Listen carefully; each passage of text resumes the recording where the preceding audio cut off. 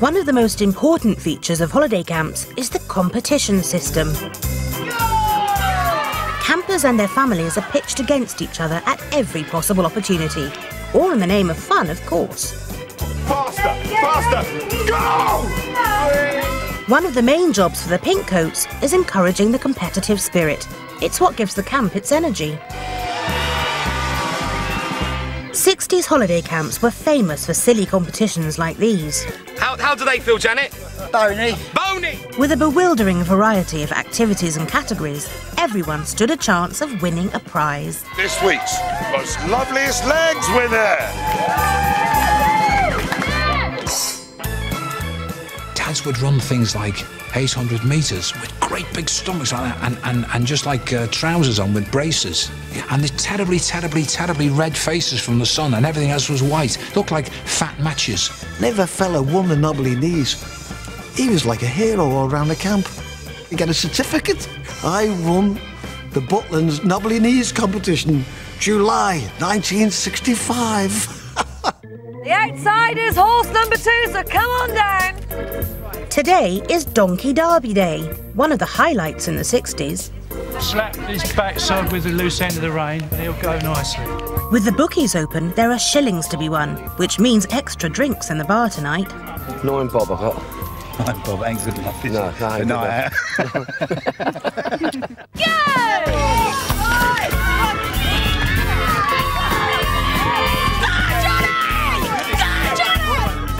It seems that the prospect of warm beer and baby sham is giving the races an edge. More money, so we'll have some drinks tonight if they ever open the bar. Cut out to right, back out, back into the left, charge for home, ride the headline. As in the 60s, the highlight is the kids' race.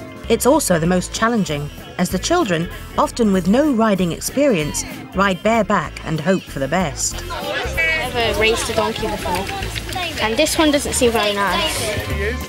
A devil-may-care attitude was essential to the holiday camp spirit. There was no compensation culture 40 years ago. Taking part was what counted, whatever the risks. Donkey Derby, and one of the high points of the week. For the spectators, there can be money in it. By pure chance, the most they fancy, a 2 bob a ticket, wins. We used to get behind the donkey and we used to smack it with a bit of straw. The thing used to jump up in the air and throw the kid off. You daft bugger. When you stay on, it just cost us a fortune. You could have like an 8-inch gash in your arm and they put iodine on it and that was the end of it. The health and safety standards, they wouldn't have a holiday camp if it was like that now.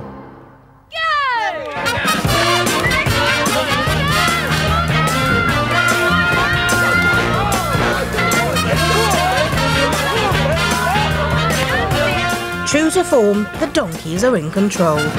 But whereas Ben Alliston displays the competitive spirit, Danielle Coupland causes some alarm by staying on the ground. The winning jockey! Number 4, the jockey! You're doing well. Thanks, John. It's John now. She just fell off the donkey, John. Come in, please, baby. Danielle's Uncle Andy is concerned. He had a few shillings on her. It was a shame, really, because she was winning. And she was really looking forward to it, but I think it's all right. I think it's good. That's right on the other side. That's right. Kicked you down. Okay. Right, come on then, get back on, rematch. It didn't look like much, but Danielle's 60s spirit only goes so far. She's off to her chalet for some 21st century mollycoddling. Orderly queue now, please. The campers seem to have forgotten about the morning's drama. But Major Rees hasn't. He's received intelligence about 2 other campers' roles in last night's illegal party. Right, well, I would like to see 2 people this evening in my office, please, at 5:30 promptly in my office, 5:30 this evening, Mr. Oates and Miss Della Ragione. 5:30, my office. Thank you. Fancy, so we've got to go and see the Major, sober. Sober? I'm always sober, Tubby. Oh, God, don't. Oh, dear, I'll have to go and iron my trousers and wash my shirt.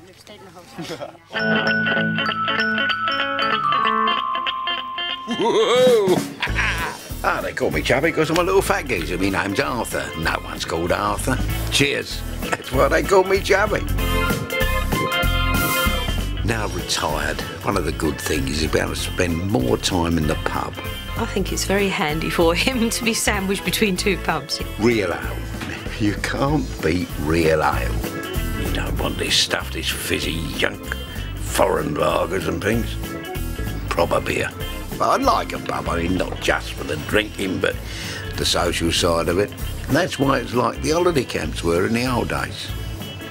Sociable.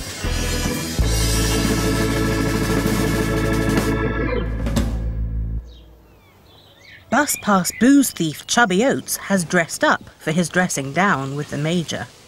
Hello. Yes, sir. Do sit down. I've received some evidence that you might have been involved in last night's little session which resulted in those two boys being expelled. Do talk to me about it, please. No, I wasn't involved in last night's little session. You were not in the room at all? I was not in the room And you didn't import any beer for them? I was responsible for finding the stash of booze. And you half-inched it? No, I didn't I only half-inched a couple of bottles of beer. Mainly because of the ridiculous licensing rules here. Well, that's not really a matter for you to decide.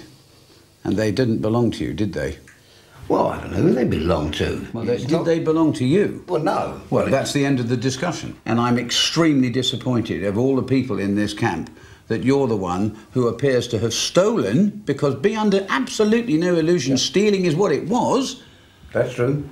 Well, I'm going to think about it overnight, and I will let you know tomorrow morning what my action's going to be. I do apologise for doing it, obviously, but Well, I thank you for your apology. I shall bear that in mind too. OK, sir. I'll see you tomorrow morning. OK, thank you. Go and sin no more. I want to go. Thanks. No, I shouldn't have done it. I shouldn't have done it at all. I'm ashamed that I did do it when it all boils down. But on the other hand, it was a giggle. Joanna's dressed up for the Major too. She was in the boys' room last night, but no one's quite sure why she's been summoned. Now, you see, that's a particularly fine shape of a young creature there who in no way shames the human race. Do you want to have that? I'll have it in a second. Okay. Yeah. Well, all the very best for you. Did you take any beer or anything in with you? Yes, I had a glass. Where did you get that from? The bar. Yeah, but did you know that you weren't to take alcohol back to your chalets? Yes, I was aware that we were... And that you're not supposed to go to other people's chalets after lights out? Did you read the rules? Yes, I did read the rules. Fine. And you broke them? Yes, I'm aware. I'm really sorry. I feel really bad. If you continue to do this, then I'm going to have to review your continuance here too. No, it won't happen again, Major. It will definitely not happen again. Definitely not happen again, ever. Not in the next 2 weeks. Right. I shall see you tomorrow morning. Okay. Off you go. Have a good evening, Major. You too. I will do. Thank you. Close the door after you, please. Thank you. Bye. Goodbye. I bet he didn't even get past admiring your tits.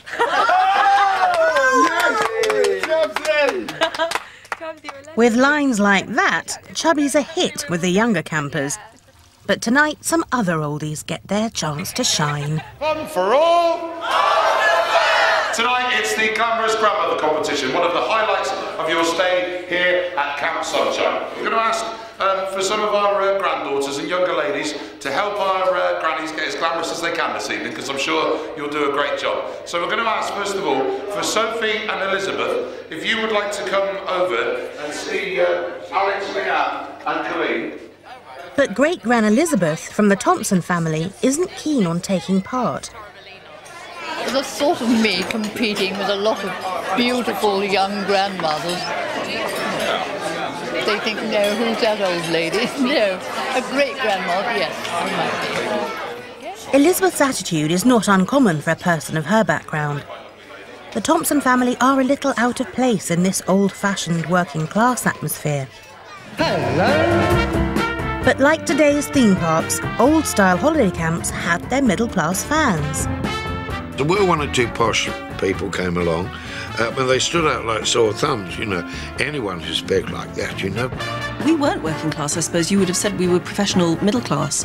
My father was a scientist, government scientist. I don't know what sort of time my parents really had there. I can't imagine that it was that much fun for them, but for me, a little girl, it was like being inside a fairground. With so many attractions on offer, most middle-class parents were pestered into going by their children. Because every little child you knew, no matter what class they were, wanted to go to Butlins. You know, it was Never Neverland, fairy time. You know, it was great. Dragged in by their kids and harangued into all sorts of embarrassing things, it's not surprising some felt a little out of place. We looked down on the punters a little bit. We thought of them as being a bit working class and a bit tacky. Given choice, which holiday? Well, I don't really think I'd choose this. I do admire people that come on holidays like this, but I really don't think it's for me.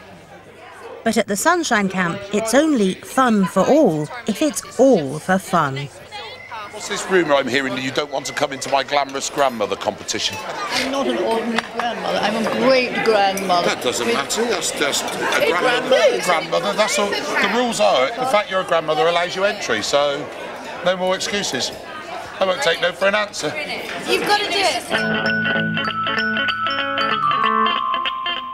I have never been to a holiday camp in my life. I can't think of anything worse than going to a holiday camp. That's the truth. The people that go and their hideous children.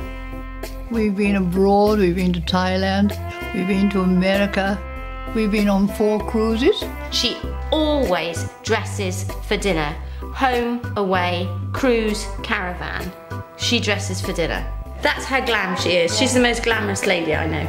I'm happy and I'm in good health. Nothing to complain about. She has an opinion on everything. She does have an opinion. She has no problem with telling you. Now my Sophie, I tell her she'll never get another boyfriend because she's too fat. When she's awake, she's very demanding, and when she's asleep, she's fabulous. She's a formidable force, but even Elizabeth has relented. Hello. She'll prepare for the competition after all, with great-granddaughter Sophie. Yeah, she wasn't too keen on it, but I managed to persuade her. So I think she's looking quite forward to it. I don't think she really understood what was going on, but I think she's quite keen to do it now. Heaven knows what I shall look like now. She's getting old, you know, this could be the last holiday that we have with her. I think she's a bit of an asset to the Thompsons, actually. Quite lucky. Age means a lot. Those grannies without granddaughters at the camp have adopted for the evening. Selma is paired with Joanna, and Janet is paired with Ellie. Got my granny for the evening out here, so I'm looking after her and getting her ready and all glammed up. So you picked your costume, haven't you? I've got me. She's looking gorgeous and she's just going to get her hair done now. Exciting, isn't it? It's like getting ready for a wedding.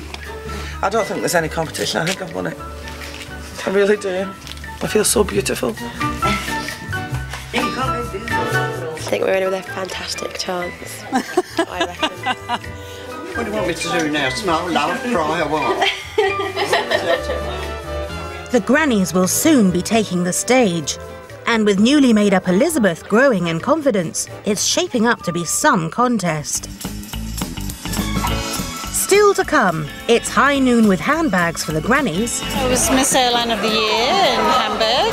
Also, I was Miss Airline of the Year in Beirut.